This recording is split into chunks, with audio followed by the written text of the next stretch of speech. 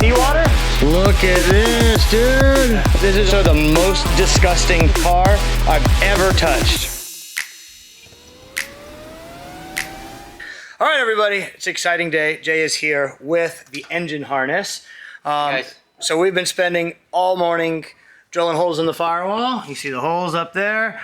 Jay laid in the harness so that we put the engine in, we took it out, we put it in, we took it out. But yeah, we're finally at the point where Jay has most of his measurements down and we can lay it back on the engine over there. And I guess you have some final terminating to do. Yeah, we want to do the Committing. coils and the injectors. Want to make sure the lengths are right on those, and then the drive-by-wire servo. You know, make sure the length is good there, and yeah, that's about it. Freaking approaching that time where it's we're very close to be putting wiring in for the final time. I had to make a panel for this because this is a little thick, so I'll show you guys that panel when I cut it out. But yeah, now it's time for Jay to pull out his spaghetti and lay it on the engine, I guess. Oh yeah. Windshield sticker stuff. I probably wouldn't have filmed this, but we're peeling the freaking plastic off, so you got to film that because obviously the car's looking pretty good. Look at that, dude.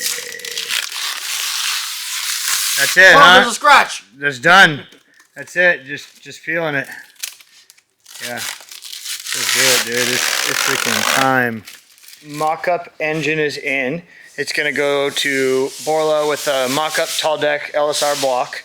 The heads are gonna get a second set of heads that I bought that we've been waiting for, that we basically begged for, are finally going to ship directly to Borla so we can put them on so they can do their thing. These parts are gonna go to Gromm Racing so that when the engine is ready to go, he can assemble them.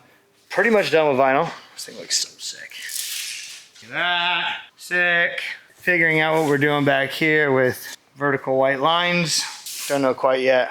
Yep, Jay being here yesterday, we got this panel mounted back in. That's cool. Pretty much like almost out of things to do, really. Huh? Tell them we did the vinyl. I'm Yeah. gonna start a vinyl shop. No more dirt. Liveries only though, no color changes, just liveries. Yes. Yeah, it's been a lot of vinyl work. Literally an entire freaking week of laying stickers. Oh, I mean, amongst a million other things, but yeah, crazy. Spark plug wires done. I think I showed you guys that. I still have the dash to vinyl. Adrian's working on special project number 1, which is mounting the rugged radios. It's a lot of sheet metal work, taking a lot of time, so I tasked him on doing that. Dude, we're so close, so close. Damn. Look at that thing, dude. Special project. Get back to it, dude. All right, everybody, we are here at Borla Performance in Oxnard, California, dropping off the C8. It has been quite the process. We've had engineering meetings, we've had plans, we've been back and forth. I think timelines have been pushed back 3 or 4 different times. Quite a few times. But we're finally here, and we're only a couple weeks out from SEMA. So, you know, David, I told myself I never want to be that guy with the SEMA crunch. I never wanted to be in that position. This is SEMA crunch for God, real. This is the real deal. This is the real deal. But the plan is that right behind us, there is a shelf full of 2 1/4 inch mandrel bent tubes that have all been Hold on. CNC. 2 1/4 inch primary. Yeah, oh yeah. I know. I had to tell David, like, yeah, those are the primaries. That's not just the exhaust. But look at this. Check this freaking shelf out over here. These are actual primary tubes. Coming out of the head, going into the collector is going to be this big. And what I was surprised, like, they bent this in-house. Look how nice that bend is. I would have never expected it. But yeah, the game plan, we can show, look how freaking awesome this thing looks. The game plan is that David and his boys are gonna hopefully have the car for a week and a half-ish. And it'll Gonna be a lot of overtime involved in that. I'll tell you that. Yeah. I'm apologizing ahead of time. But yeah, the car is now at this point, you guys saw us kind of readying it and getting it to this point, which is why we spent all the time getting the logos done, the body done, because this is gonna just take as long as it takes. The amount of work these guys put into it just to get it to this point is insane. Wait till you guys can really see the car. It's amazing. It's amazing. And that's the point, is it's going to be done in the next couple weeks, and we'll do the grand unveiling at the Borla booth. I think we're already talking about Tuesday, the first day of SEMA, so that people are not walking around a car into the cover. And you know, it was crazy to hear you say just a couple moments ago that this is going to be the centerpiece. Oh, it is. That's mind-blowing to me. Maybe the whole show. I hope so. I hope so. What's going on, guys? Semir with Gromm Racing. Just here on the Saturday, finishing up Matt Field's block here. Okay, so what we've done today, or what I did today, was I actually torque plate honed this thing. I started yesterday and then I let it settle, came back in, got it back up to 68 degrees. Checked our bore finish. We want a bore finish that has less than 2/10 of taper or run out. In addition to that, we use the torque plate to mimic the torque from the cylinder head with fasteners and all that good stuff. And when we're doing a plateau finish, what we're doing is we're using a variety of different grit stones. Like this one here is a rough stone, so that'll take it, we take it to about 3 thou away from finish with that. Well, we first start with boring it to 5 thou away, then we'll take the extra 2 thou material away, and then we'll go down until we get to our smooth stones down here. After we've done all of that, we use a profilometer to see what our surface finish is. The surface finish is important. What we're trying to achieve are deep valleys and a nice plateau. What the deep valleys do is actually act as a bearing surface for your skirt, so that you need a deep valley to hold the oil so that your skirt and your rings don't just scuff and wear out quickly. So there's a fine line between having it too rough and having it too smooth. So it's, you know, you got to know what you're doing when you're achieving that. We still use stones to do our honing. We actually have a vertical Rottler CNC that uses diamond cutters that we haven't set up yet, but we will have that operational in the next couple weeks. Okay, what else has been done to the block so far? So the block was in our Rottler 5-axis CNC where it was bored originally, it was decked, then it also got machined for 937 lifter bushings. If you can look down there, you'll see that. These are the lifter bushings that will be installed. This is a keyway lifter. These are from Jessel. So that uses a keyway. It doesn't use a link bar or anything like that. The keyway is what actually locates the lifter and the lifter orientation. This one here is a center. Then we have some that are offset. The offset allows us to use a bigger push rod. So these will get a 7/16 or a 1/2 inch push rod once it's done. If we have enough clearance for a 1/2 inch, we'll use a 1/2 inch push rod. And that pushes it, offsets the lifter, the location of the push rod in the lifter, so that we can move it over for the port, depending on where the port location is. In addition to that, the other thing that's happened so far is this was sent out to QMP, and they did a 55 millimeter cam tunnel for us. They also machined it for the Jessel belt drive. So the next step that's going to happen here is I'm going to measure our surface finishes on the bores to make sure that we have the correct surface finish with our profilometer here. Just start that up. You can see what it started with. Battery's dead.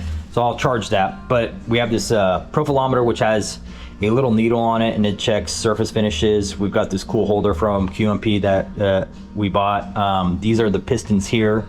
So we've sized this cylinders to have our proper clearance for this piston here. The next step is going to be, I'm going to go through, chamfer the tops of the cylinders so that when we're installing the rings and the pistons and everything like that, we don't catch the ring on the top and snag it and break it. In addition to that, I'm going to go through, deburr all of this. I'll radius all of the oil drain back holes, take any of the sharp edges off. Those are stress risers, so I'll go through, do all of that, really detail it, and then I'm going to mock the crank up in it, make sure that it's got enough clearance for the stroke. So if I have to use a burr or something like that and take a little bit of material out of the bottom of the cylinder to clearance it for the rod and rod bolt, I will do that. And then once that's all done, typically I just go through, clean out all the fastener holds and everything like that.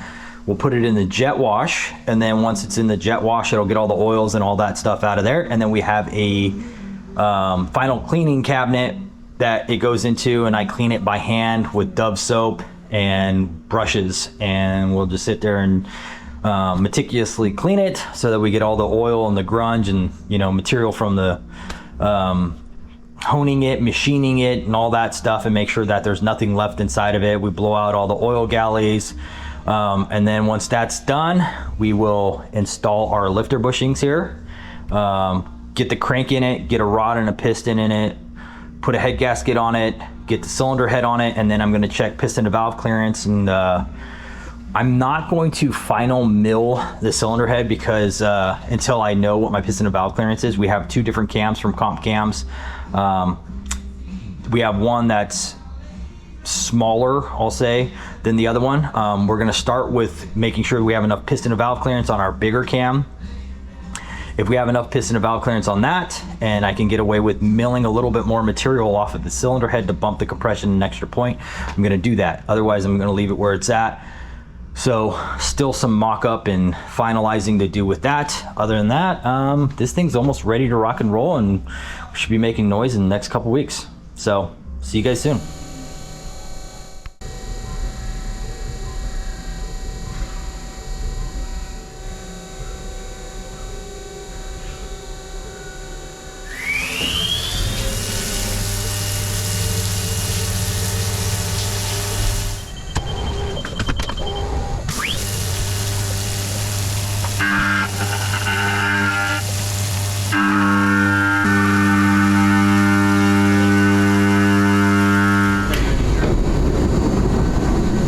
Hey guys, so today Aaron's gonna be doing the math. We're converting this head over from the Ford math to the LS math, which means the Y and the X axis need to be right.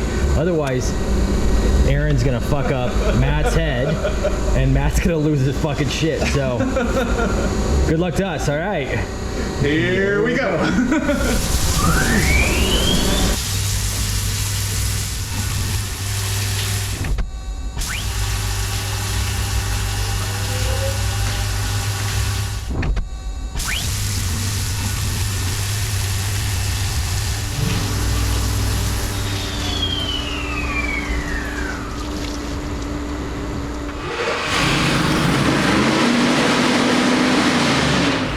we have a vacuum leak somewhere. Just ran off. Right. Fired. Well, I think fired immediately. Wow. Okay, that one's. We could probably back it off all the way and then just set it in the I car. backed both these off all the way. These two? Yeah. Oh, so they're not touching? Okay. Yeah, mine Should be. Mine pretty much aren't touching either. No, they're touching. They gotta Are be. they? Yeah, they're Back off some stopping. more.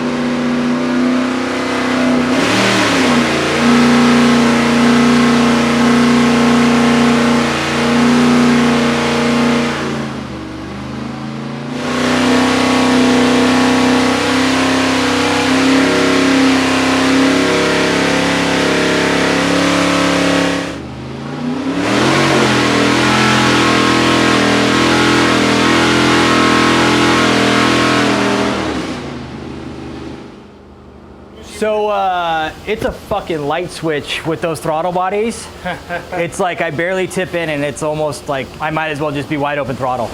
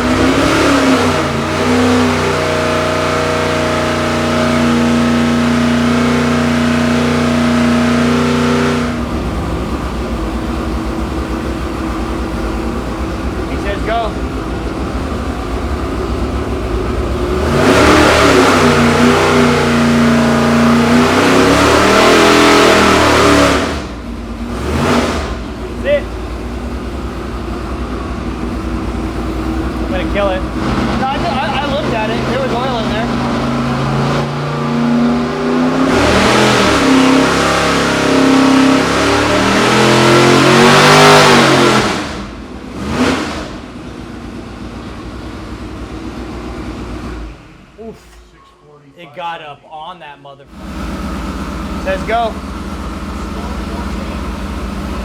Here we go.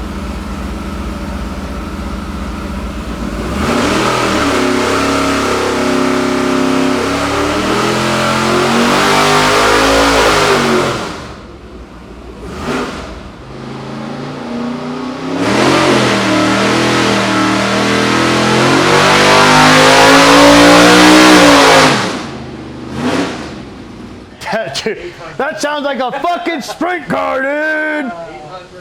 And straight fucking climbing.